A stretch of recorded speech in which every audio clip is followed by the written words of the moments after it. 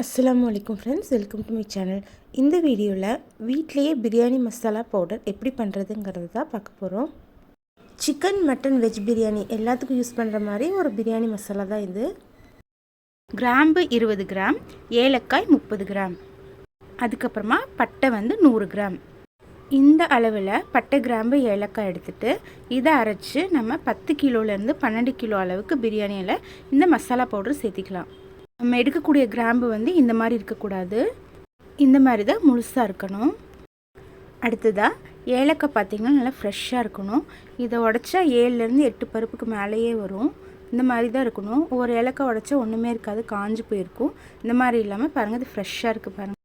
பருப்பு பாருங்கள், ஒரு ஏலக்காய் உடச்சாலே எவ்வளோ 15 பருப்பு உள்ளே இருக்குது. இதில் இந்த மாதிரி இருக்க ஏலக்காய் சேர்த்துனிங்கன்னா தான் நல்ல ஃப்ளேவர் கிடைக்கும். ஒரு ஏலக்காய்க்குள்ளே பாருங்கள் எவ்வளோ பருப்பு இருக்குதுன்னு. ஏலக்காய் ஃப்ரெஷ்ஷாக வாங்கினீங்கன்னா இந்த மாதிரி தான் உங்களுக்கு கிடைக்கும். இப்போ பட்டை, கிராம், ஏலக்காய் பொடியை ரெடி பண்ணிக்கலாம்.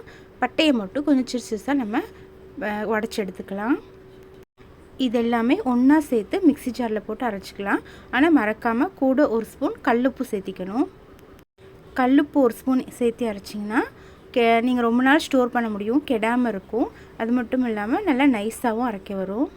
நீங்கள் இந்த மாதிரி பட்டை, கிராம், ஏலக்காய் பொடி ரெடி பண்ணி வச்சிட்டிங்கன்னா 1 கிலோ பிரியாணிக்கு 1 டேபிள் ஸ்பூன் அளவுக்கு இந்த பொடி சேர்த்திக்கலாம். நான்வெஜ் கிரேவி குருமாக்கள்லாம் ஒரு 1/2 டேபிள் ஸ்பூன் அளவுக்கு நீங்கள் சேர்த்திக்கலாம்.